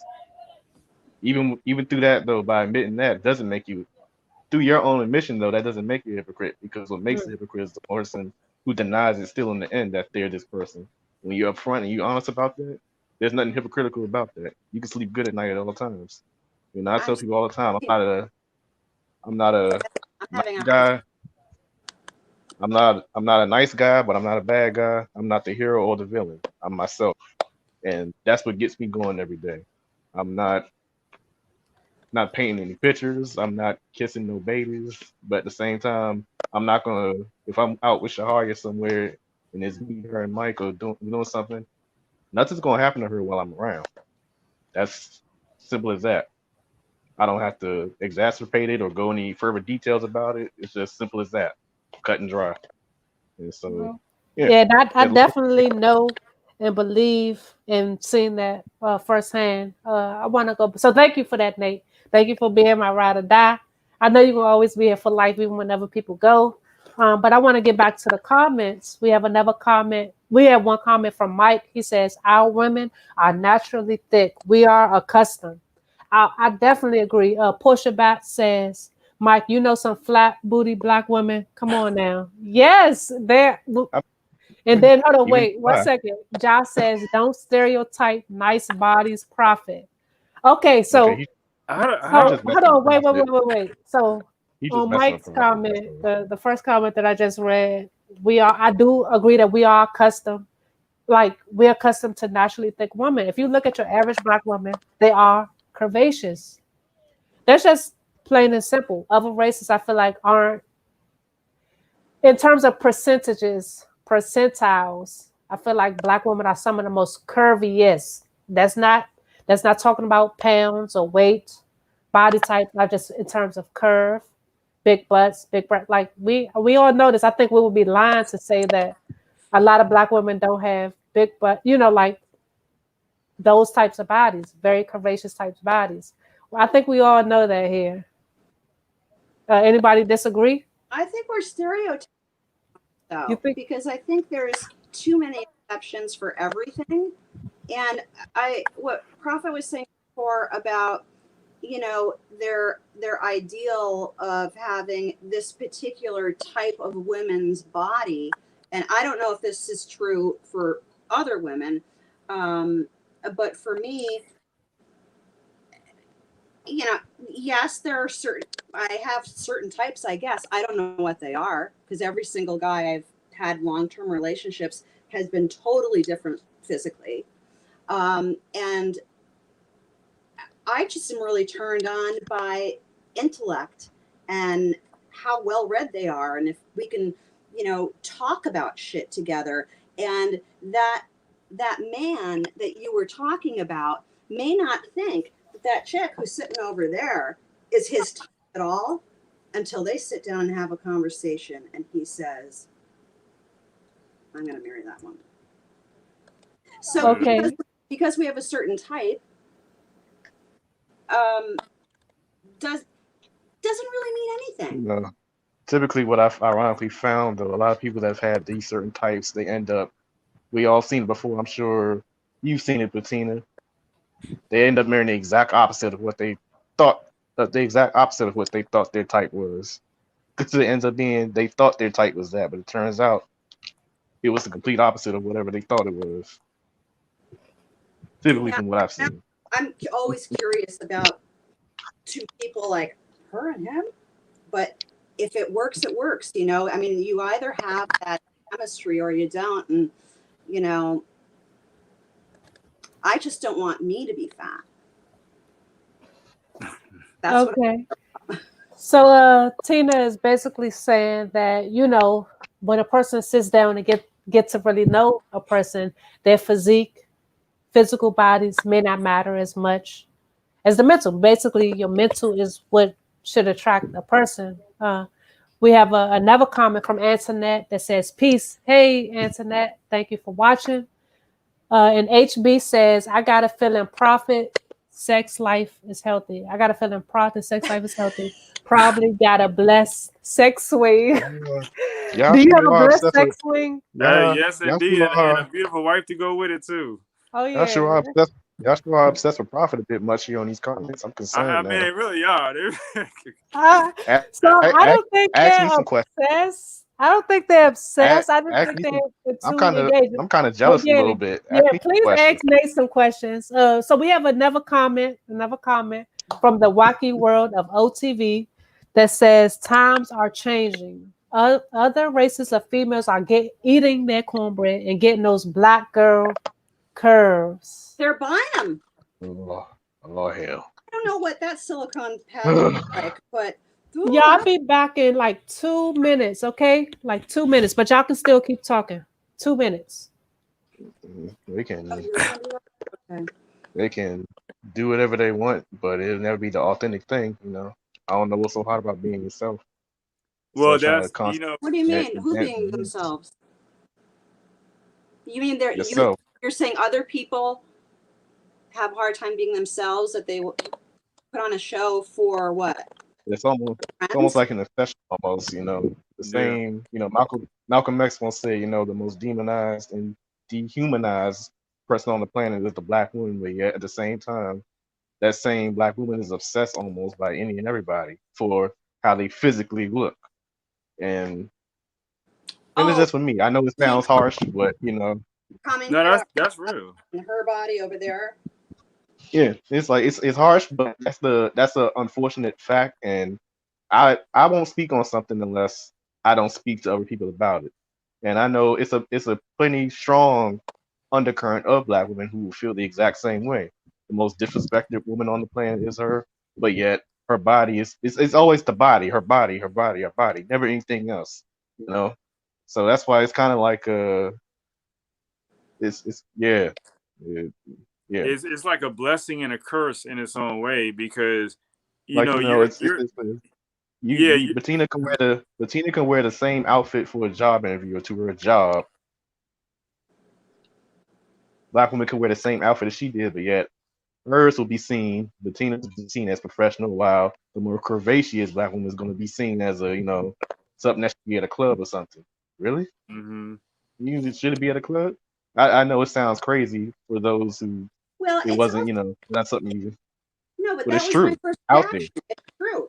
I thought, you know, like I didn't think that guy's comment was necessarily misogynistic. We are constantly ragging on other people. We are constantly putting, like comedians will say, and it's funny if it's on stage, but the guy might have been just. I mean, I thought that she should be on, Video Hub or Pornhub or something like that. Like, what is she doing?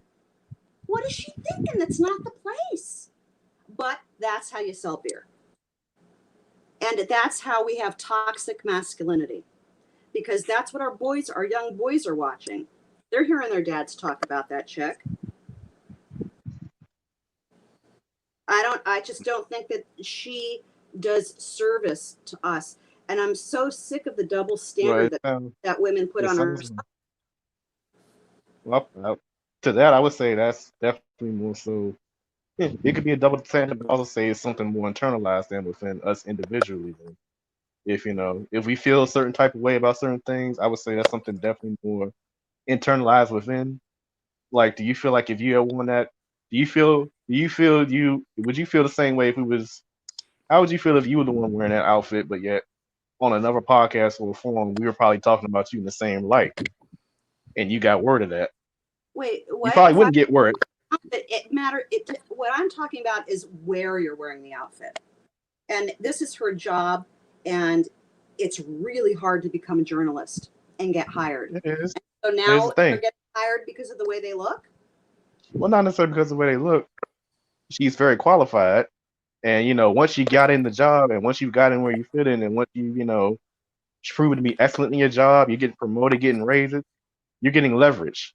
It's called leniency. You can push the envelope a little bit. Why? Because people more so trust the job that you do, how reliable you are, more so than the fact that okay, she may wear an all leather suit or something like that. I know she's gonna get that interview with who we needed to. I know she's gonna ask the thought riveting questions. She does a great job. I, Uh, you know, hold on. we can agree to disagree, and I will That's also cool. say that I knew how to get a job when I worked in the entertainment business. I knew very well how to get a job to make it look like I was dressed proper, but I made sure I had on the right bra and had on the right just enough. I'm manipulated. I got the right job too, looking just like this, do rag and all. We all do different things, but my point is that upset me. I was like, what the hell is happening right there? Like, stop it. We want to empower our young women to be whoever they are, because most of the world is not attractive. Or if you have the privilege of having that position, let's show that you didn't just get it because you had a big pair of tits. We don't know that though. I think we can. It could. You can make an assumption, maybe. I could even make that same assumption. Oh, come but on. I'm also going to make the other assumption that she's damn good at her damn job, and I've seen it and can vouch for it. No doubt about that. I haven't watched her.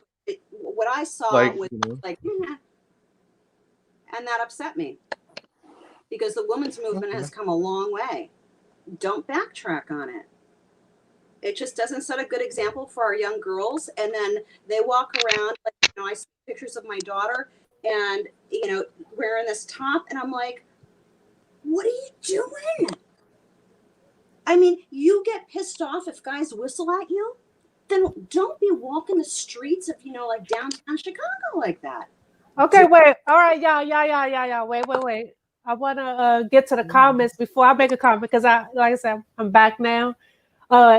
HB2N says, damn, that hurt a lot of feelings. Most of the world is not attractive. And I think that's a crying emoji face. So the wacky world of OTV says toxic masculinity is a fallacy. Please explain. That means it's false. It's not true. So tell us what you think those traits are, or like what doesn't qualify as toxic masculinity if it's a fallacy. And then the wacky word of OTV also says, not all females of other races / ethnicities are buying their body parts. They definitely are. Hold on, back to wacky words comment. Logic. Wait, what was he saying? Yeah, he says not all females of other races, ethnicities are buying their body parts. Yeah, I don't There think are more and more non-Black females who are naturally blessed. So while I agree that there are a lot of women that are naturally blessed, in part because of the steroids that is put into our food, a lot of our Black girls and teens are actually very overdeveloped as, a young girl. And I think that comes a lot from the food that we eat, a lot of the chemicals and steroids that's put into our food. Mills Lane says, I'm going to my next interview wearing gray sweatpants. Hashtag toxic masculinity. Hey, do it, bro. They said go for it. What did he mean about it being a fallacy? Like, okay, yeah, so I'm waiting on him to explain that, because I don't agree that it's a fallacy. And Mike says, is Nate exhibiting toxic masculinity? Is Nate exhibiting toxic masculinity? Tell us how you think about how he answered to Tina, or let me know if you think it's something different. HB2N also says, this is a comment from HB2N. He says, all women get work done. That's a fallacy. That's not true. I don't agree. I know for a fact a lot of women don't even have the money to get the work done. But I do like one of the comments that said before, I do feel like a lot of women are more naturally blessed. I feel like that's in part due to the food, but also a lot women of every race are getting plastic surgery done. We see this all the time in media, movies. We see a picture of how they look when they was 14, then all of a sudden lips are a whole different shape, nose a different shape. They have but way bigger. Like, what did you say, Tina? The Avon lady, not Avon lady meetings, I should know, but whatever, like those meetings that ladies have selling lipsticks and stuff. Yeah. I showed up at a party, all my girlfriends there, and I'm like, wow, you've been in the sun, all white Irish. And she's like, oh no, honey, don't I look fabulous? I was like, what are you talking about? She's like, go in there. What? She's like, don't I look different? I'm like, wait, what? That's what happens when you move to the suburbs, the wealthy suburbs. They have Botox parties. But I don't know, maybe everybody does. Oh wow. Well, no, that is not happening everywhere. I can let you know it's not happening over here in the hood where I live at. We're not getting Botox, What? Yeah, I think that may be a rich or wealthy thing, or just a different type of demographics thing. I think it's a We border. have another comment from HB. He says all races of women get work done. I mean, like plastic surgery, right? The wacky world of OTV says, I say toxic masculinity is a fallacy because it's a label that doesn't exist. Well, it exists because how else will we know of the term if it didn't exist? Or do you mean it's not, men aren't portraying these traits that I have named, meaning, overly dominant, overly aggressive? Is that what you're saying? Like these traits aren't happening? Or you saying If that it was, term itself doesn't exist? Because it exists because we can look up the if it was term, a, we can research the term. if it Go was ahead. a, if it was a fallacy, Shehariah wouldn't have got stabbed 12 times. I'll leave it at that. I'm the What prime example here. I agree. I do feel like that was a prime example of toxic masculinity. Somebody who was trying to exert dominance and control over over me, I'm who probably, had no other choice but wanting to leave him. I'm probably gonna get banned from these. I'm just getting started. But yeah. Nah, you definitely on point. We have another comment from HB2N. He says in the hood they don't have Botox. They don't have Botox parties. They have That boy right there. butt shot parties. So I have never heard of one of these happening around here, but I do know that a lot of women, including black women, not just black women, but a lot of women are having. I don't know about the parties part, but they are getting butt shots. Like we see the pictures online all the time, like a deflated butt that got like the dimples in it that's all smushed in, or like people who have had plastic surgery on their breasts. I don't know if it's a special term, but like it ruptures or whatever. I don't know all the terms associated with injections because I don't get them, but we have seen those jobs gone wrong. We have another comment from Portia that says, she's laughing. She's laughing at what's going on. But Prophet, did you have something you want to say? this is the crazy. Oh no, I was just listening to H2. I like to shake my head at this point. But it is. I do. Here we go. This I've been Okay, waiting hold on, for. wait. Let me get to this comment. Mhm. So the wacky world says, so someone is going to equate getting stabbed to toxic masculinity. ... A person being crazy doesn't mean that they are toxic masculine. So let me be the first to answer that. That It before should. before I let Shehariah go into this question, I'm just gonna say to that point. So someone's gonna equate toxic masculinity to getting stabbed. Yeah, I'm gonna equate it to it because it was a cycle. It was a process. It wasn't just I'm gonna just up and stab you one day. It was things that were built up that led to that happening. So yes, I'm gonna equate it to that. Okay. Absolutely, I'll equate it to that because it shouldn't have happened in the first place. If that Okay. person was any kind of responsible or had any kind of tact with themselves, if they just couldn't handle the kind of person that Shehariah was at the time, then they should have either just not pursued her. Period. You know, Toxic masculinity includes irresponsibility. There's a lot of irresponsibility associated with that because someone who's very toxic and their masculinity don't see themselves as a perpetrator. They try to paint it as they're the victim. Well, I think it's Yeah. How like a can you personality kind of thing, and I agree with the wacky world OTV that sometimes I have a really hard time with labels.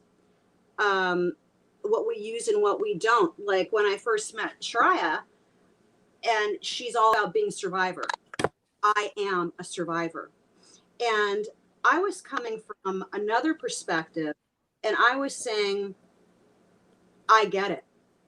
I get the movement behind that we should think of ourselves in a certain way. But my fear is if we don't say I'm a victim, then where's the criminal? Because in my experience and from what I've researched, while we're out, these men are damaged somehow, whether it's moxic task or narcissism or sociopath or just freaking crazy. Um, they're sick or they wouldn't do this. It wouldn't happen. There is a sickness, whatever you want to call it, but I will always call myself a victim because my boyfriend walked straight away. He walked straight away. He got out, wealthy white lawyer who represents law enforcement. There was no chance. There was no chance. There was no chance. And instead, I was made into the crazy person. Oh, she's doing drugs. They turn everything around and gets everybody believing this is a guy who you guys are from out here, but there was a really big case. You should know it. Where the schizophrenic guy was beaten to death for 15 minutes on video, audio, and they showed him beating Kelly Thomas to death. Now, it's obvious. There's no question. They beat him and he died. And my boyfriend got that Officer Ramos acquitted. I stood no chance against him. And so I would not stop using the word criminal. I would not stop using the word victim. Because Shehariah very likely may not have survived that day. And yes, I am grateful to be a survivor, and I will wave that flag. But that's what I'm saying about labels. Everybody has their own thing. Like one of the social workers said to me, "Well, you choose to be a victim." And I said, "What?" She said, "That's your choice to be a victim." I'm going to say her name out loud again. Inez Alvarado. I didn't choose it. I didn't ask for it. I didn't see it coming. I did nothing to provoke it. Fuck you. I get your point. But if you're going to tell me not to call myself a victim anymore, I am a victim. You can curse on here? Yeah, you can. Oh, why didn't y'all tell me that beforehand? Okay, I mean, because, I don't really curse, but it's okay. yeah, Thank you. it's no I problem. know that. Like, I want Cool. this to be real, raw, Perfect. uncut, Perfect. just unfiltered, transparent. Okay, cover your ears, Matthew. Okay, so but who knows what it is, but to that point, I can agree. I can understand that, train of thought. I'm not going to disagree with that. I can only speak more so for the mission and stuff that me and Shehariah did for Silence Kills. It was more so not necessarily doing away with being a victim, because no matter what, when there's an attack going on, there's a perpetrator and a victim, no matter what. Yeah. That's something that we all already knew. For us, it was more so because of Silence Kills was just as much as about healing people, but also more so healing our particular ethnic group as a whole. You deal with a group of men that go through things on the workplace or whatever they do professionally, but then you also deal with a group of women, Black women, who have the double whammy. They have to deal with the same stuff that we always talk about with the powers that be. I don't need the man, quote unquote, but then they also have to deal with the nonsense that we bring home to them, because for centuries and for decades on end, the only thing we saw is being a victim to what someone has done to us. So we figure it's only right, instead of doing the right thing, which is going after the person that actually done something to you. You bring it on home to the one person that's going to have your back, because you feel like no matter what, she's never going to leave. Our love is built on struggle, and I think that's a narrative that has to be shunned away with. The whole nonsense of trauma bonding, this whole thing about struggle love, particularly within the Black community, it has to end, because that's not what love is based on. That's where a lot of the toxicity comes from.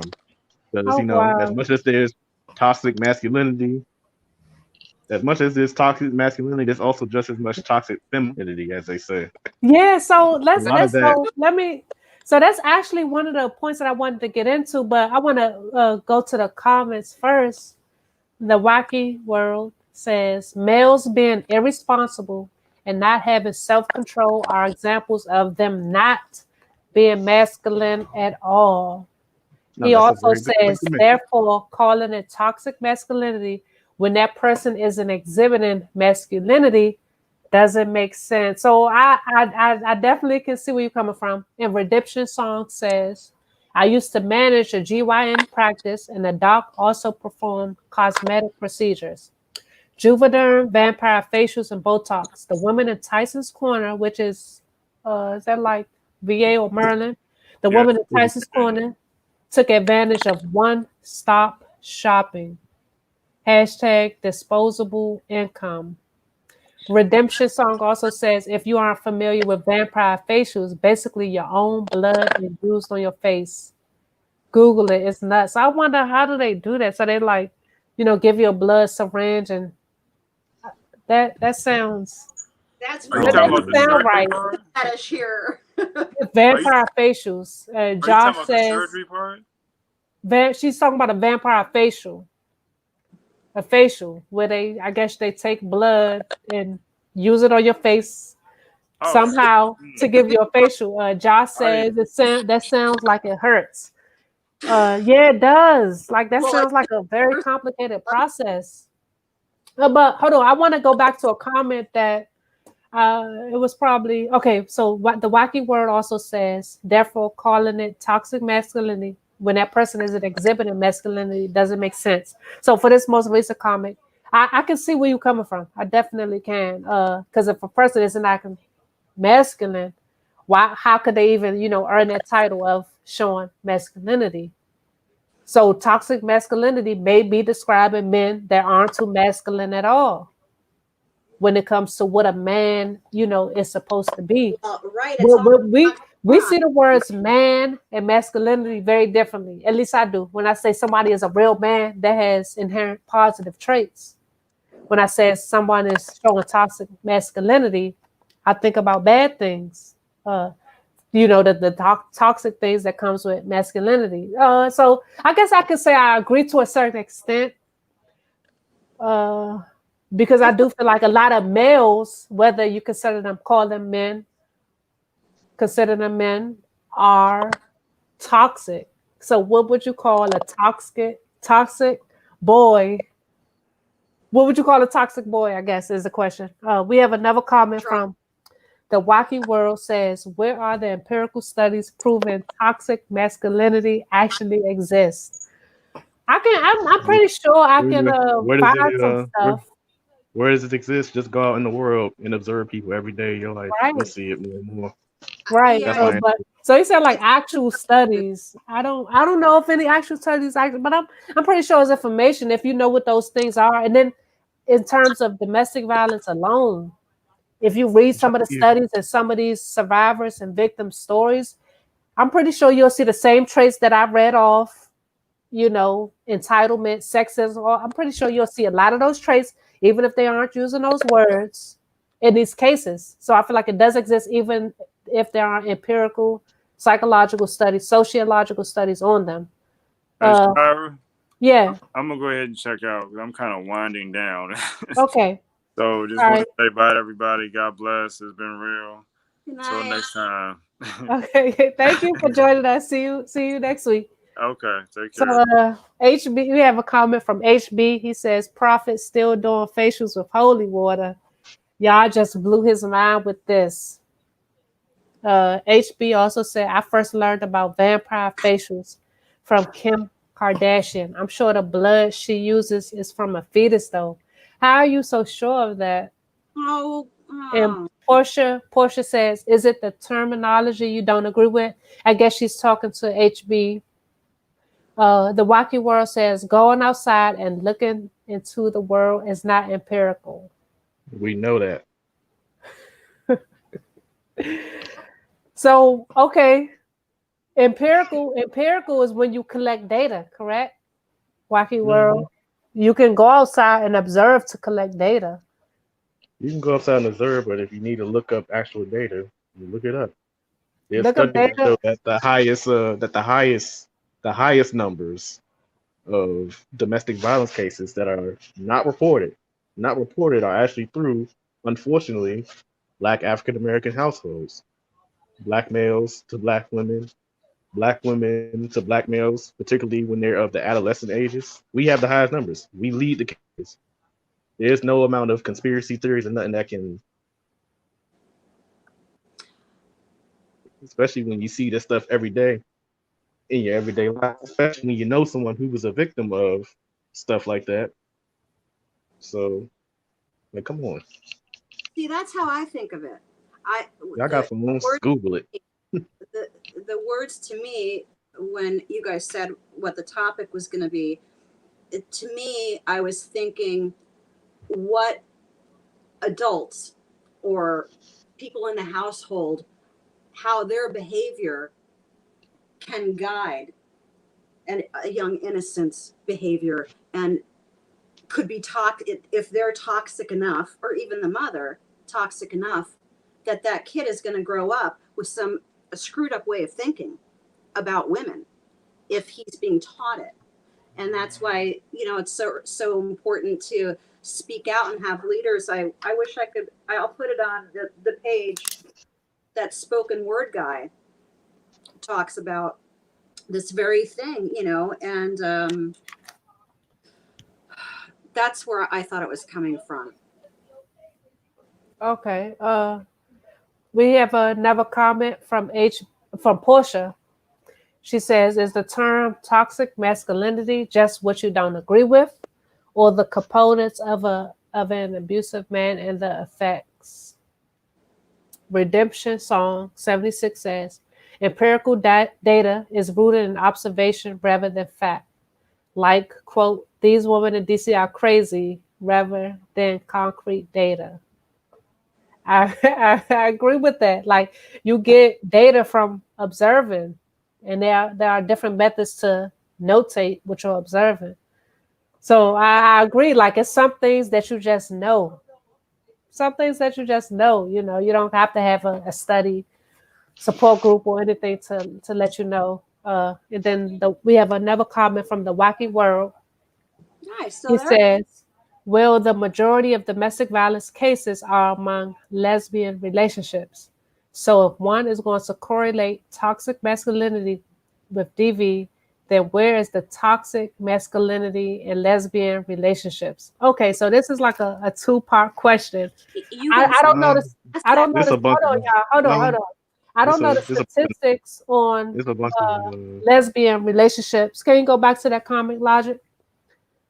From Wacky World. I don't know the statistics about lesbian relationships, but he says, how does toxic masculinity correlate when there's toxic masculinity in lesbian relationships? So mm, that's a good question. So he's basically saying, uh, can I lesbians know identify with toxic masculinity? Like, can they I portray know those same traits? Go ahead, Nate. through my experience, I guess, certain groups of women, the many groups of women I know, particularly particular group of women, black women who call themselves the divested crowd. The ones that I don't know if anyone's heard of that term divested, but basically there's a term that amongst their groups that they use where it's called being male identified. You could be a woman, but you are male identified woman, as in you exhibit the same kind of destructive traits that, how can I put it, that are associated with us, just us guys, just by our nature. Because, one of the misconceptions about abuse is that they happen from, someone that may look like me, someone that's a do-rag wearing, I don't know, kind of hooligan from the streets, but typically it happens from that so-called nice guy because their rage builds up over time and over the years. You know, they can have a nice job, they can have everything you would think, but they're still a jackass at the end of the day. So yeah, it's called male identified woman, a woman who's male identified. She doesn't Okay. see herself necessarily as a woman first. She more so sees herself as a counterpart to the man. It's like the man is always number one in her eyes. So Okay. We have a couple more comments, and I'm going to comment on that. The Wacky World says, empirical data is more than observing. It's actually experimenting and testing a certain demographics and seeing the results. And Redemption Song says, empirical evidence is the information received by means of the senses, particularly by observation and documentation of patterns and behavior through experimentation. I agree. I agree. I agree. I agree. You don't have to be a scientist to take note of your observations. Well, here we go. Empirical implies that the information is based on experience. And data is information we gather about something, thus Right. the information acquired by the scientists through the experimentation and observation in a controlled study Okay. is called empirical data. Gathering empirical data is an essential part of the scientific process. And that's why I'll never cite what something is unless I've just looked it up and made sure that the study didn't come from, Joe Blow's blog. Right. Okay. That Any study any actually kind of NICAM or, the any kind of NIV. any kind of data of any kind is always made through observation, no matter what. Yeah. So So Oh, there's no disagreement. yeah, I agree. I don't know why we're getting I guess hung mm, up on that. But he wanted to know, are there studies on toxic masculinity? And I tell you, I will go and do some homework tonight. So on the next week's show, I will let you know if there are any empirical data.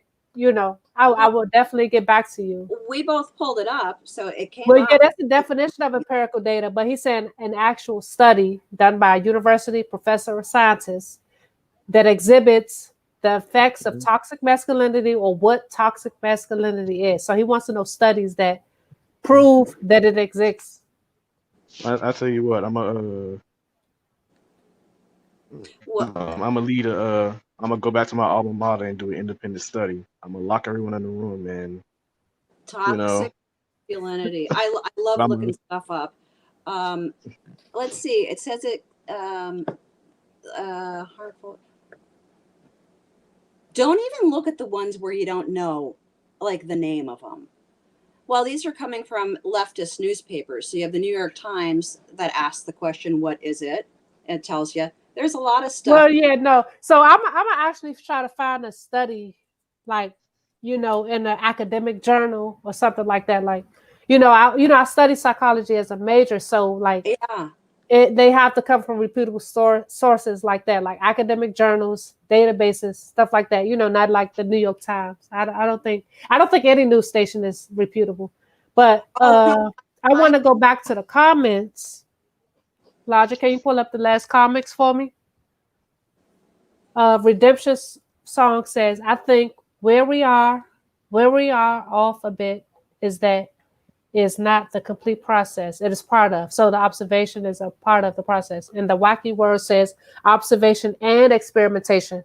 I can agree to that because once you start to observe, that's when you can start to experiment. That's like literally what sociology and psychology is all about. So I can agree to that. Like I said, I'll find that information from you. Uh, and do we have any more comments? So the wacky word says when Tina looked up the actual definition of empirical, it actually went along with what I said. It means it deals with observation and experimentation. Okay, yes, you're right. Wacky word. That's what you want to hear. Uh, like I said, I'll try to find some concrete data for you. Hold me to my word. I'll Well, have that for you I'm next gonna week. I'm gonna piggyback on Shehariah. I've had the name for so long and I haven't used it. Silence endorses. See, we were like meant to be together. Yeah, silence kills. And that's the kind of stuff that I'm gonna put up. And of course, promote you up the hilt. And I'm gonna try and get you out into um the what do? You do written the kind of poetry you do, spoken word. Poetry. Yes. Spoken word on my YouTube channel, Shehariah Johnson. I kind of tell my story, my vision, my passions, my emotions through poetry. And I feel like it's very beautiful. You should check me out on my YouTube channel. It's striking. I appreciate that. I'm glad that you listen. A lot of people don't. I feel like a lot of people are missing out on what I have to offer. Because what happens is, and this is how powerful it is, you speak like you very softly, very seriously, and almost monotone, which would normally be an insult, but I don't mean it You should like see that. her. You But should your see her when she cadence sings. is really level. And then when it flows so beautifully and it goes so strongly, I mean, so smoothly, but the words, and you have a way of picking, like I use too many words. I blather. You pick just the right words. You had me bawling.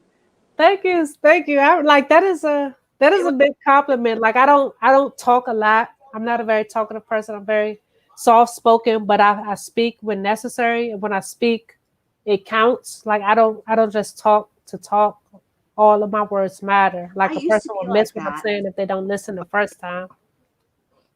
Nate, what did you say about me? Huh? What did you say? What? You said something, but all right, you don't gotta repeat it. I said you should see her when she's angry. It all Oh, goes out the window then. well, yeah, like a person doesn't want to see me. It takes a lot to get me to that point. Like I said, I'm It very ain't pretty. respectful. I'm very calm, It ain't serious, pretty.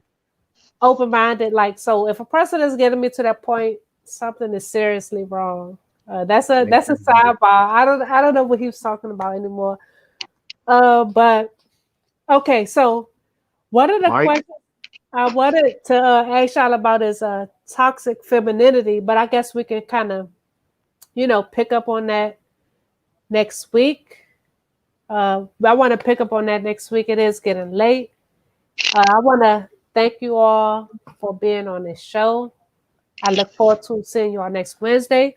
You can find these videos live and after live on YouTube, the Ranters Network or the Ranters Union on YouTube. You can also find it on Facebook, and you can find the Silent Skills page on Facebook. So shout out to my producer Logic. He has a show weekdays, a show almost every day.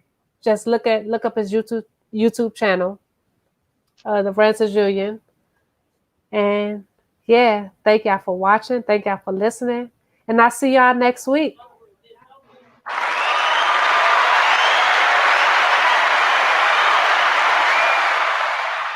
So brief our time living.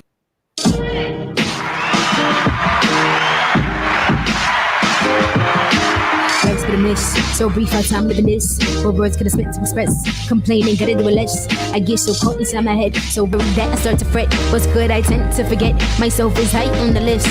What I want, what I need, gotta get it, gotta have it. If I don't, I'm collapsing. Anxiety got me stressing, looking down at what I'm lacking. But is it everything just living? Fading things, never counting what we do have. Not grateful what we do have. Some of y'all would never know that I still don't have a home. But I still keep pressing on, cause the fire's in my bones. Flames took a lot, but it never touched my purpose. So I'ma keep on pushing, even though inside I'm hurting. Cause God got a plan all mapped out. I'm following this route, can't back down. Every voice says stop, no, not now. It's waiting for the sight that is hell.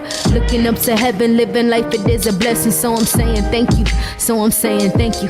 Through the good and the bad, I wanna say thank you. When I do not understand, I wanna say thank you. Cause I know you got a plan, I'm gonna say thank you. Thank you, thank you. Through the good and the bad, I wanna say thank you. When I do not understand, I wanna say thank you. Cause I know you got a plan, I wanna say thank you. Thank you, thank you.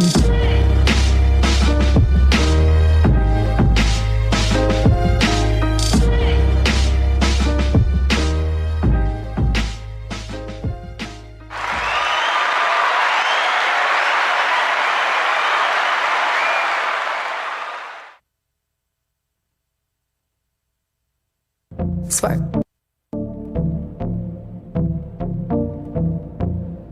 Swerve, swerve, swerve, swerve, swerve. Banging on my chest, King Kong and on. I'ma let my heart play the song it's on. Citizen of heaven, living long and on. But life's on repeat, on and on. Swerve, curve from the norm. Fire in my eyes is my desire to see something little more than what is on my Twitter feed. Although rising full of numbers, it's people, they follow me. Swerve, I wanna see a big God do big things for a big God. It's not big things, lyrical prayers for miracles in my prayer closet. Hysterical, the answer I needed, it is so critical. I want more, I want more, I want more, amor. Sé dónde encontrarlo, necesito perderme en Dios. I get in the way, I get in the way. Cambia tu mente. Makes me feel away, makes me feel away. Cambia tu mente. Swerve, swerve, swerve. Cambia tu mente. Swerve, swerve, swerve. Cambia tu mente. Banging on the door, knocking me. I'ma keep on praying till I am free. Crying from my soul, are you hearing me? Then you answer back, I am listening. Swerve, fly high like an eagle, above all the negative people. Talk, let them say what they want. Walk next to God who's in front. Swerve, I wanna see a big guy do big things for a big guy. It's not a big thing. Tired of the circle round and round the same places. Dizzy from a beat and the cycles the same faces. Promised land, promised land, promised land. I'm going in. Quiero caminar en todo. Necesito perderme en Dios. I get in the way, I get in the way. Cambia tu mente. Makes me feel away, makes me feel away. Cambia tu mente. Swerve, swerve, swerve, swerve. Cambia tu mente. Swerve, swerve, swerve, swerve.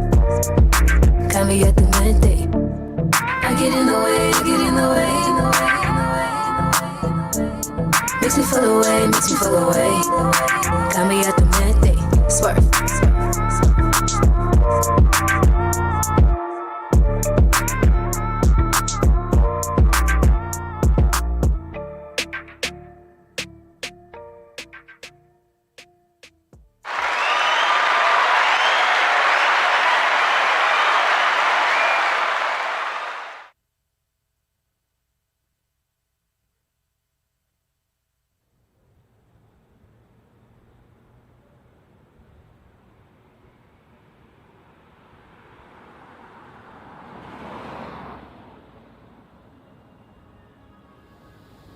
It's time for bed. Because guess what tomorrow is? My birthday. All right. So we got to get some sleep. You take your glasses. All right, so you lay down, get some sleep. Hug Teddy. Good night. Good night. Mommy, I want ice cream. Now you know it's too late. You'll get some tomorrow, okay? Okay.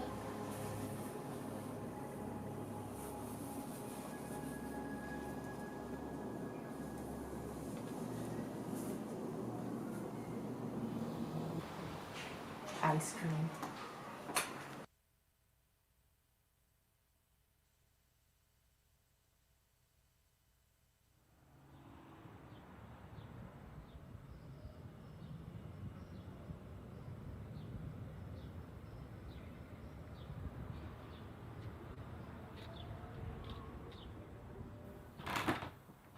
Happy birthday! Hey, it's your birthday! Come on, blow your candle. What's up? Where's the smile? Come on, get with it. Well, guess what? I got a day planned for us. I got some coupons. We're gonna go do some stuff today, so you gotta get dressed. Come on, get dressed. All right, yeah, smile. Come on. Let's go. Yeah.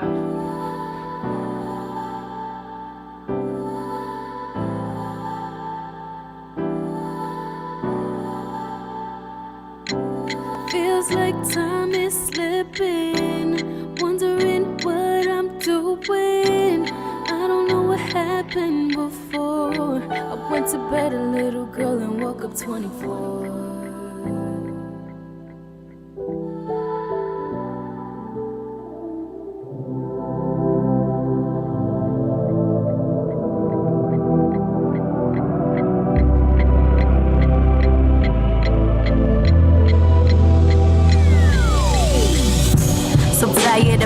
This masquerade. Wanna let my guard down, let my feelings say how some days I got to hold myself up so you won't have to ask me what's up. But I'm tired of holding this mask up. Inside the frown, but my smile lips turned up. Yeah, to those of you who care, listen, it's not your fault, I'm choosing not to share. I got all these growing pains, each one making me insane. Point the fingers at who to blame, heart racing, the pace has changed. About how my faith is being stretched as I pray for things I can't see yet. There are some days I just wanna stay home, remain in my cave, leave me alone. As I watch the moon trade with the sun, my mind keeps racing, always on the run.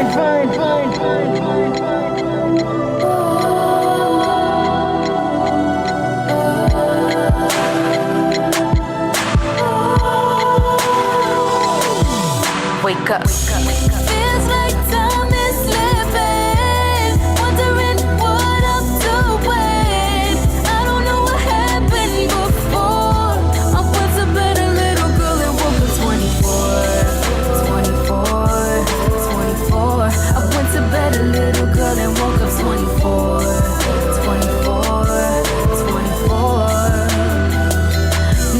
Yeah.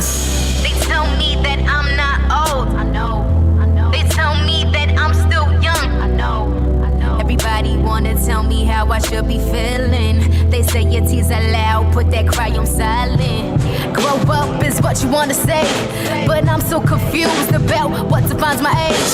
Supposed to have career, marriage, kids, move out, get a car. Oh, the list, nah, this can't be all. Something's missing. I know there's gotta be more to live in. Cause following what everybody else does isn't real. Moving forward in your own lane.